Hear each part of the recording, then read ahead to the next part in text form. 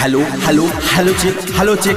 जी हाँ मेरे दोस्तों, इस म्यूजिकल ऑर्केस्ट्रा ग्रुप के बहुत ही मशहूर अदाकारा जो कि बंगाल से चल के आप सबके लिए बहुत जल्द आपके सामने आने वाली है। तो अपने अपने जगह को दबाए रखिएगा ताकि बहुत ही बवाल होने वाला है। अपने आप के समझौता रखी, अपने आप के समझा ना कि हम राजा हैं। जल्दी से बेच हो जो नया नया भी अभी लड़कियां आयल भी रे।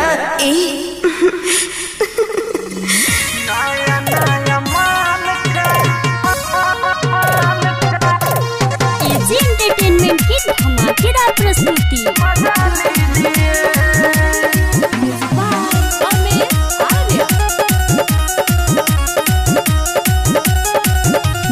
देखल पुरान भइल रे, ऑर्केस्ट्रा में हमरे नाम भइल रे। ढेर देखल के पुरान भइल रे, ऑर्केस्ट्रा में हमरे नाम भइल रे। दर्द और गम को भुला दीजिए, दर्द और गम को भुला दीजिए।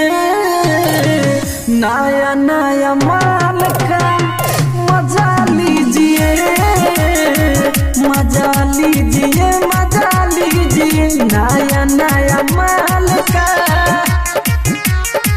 नया नया माल का,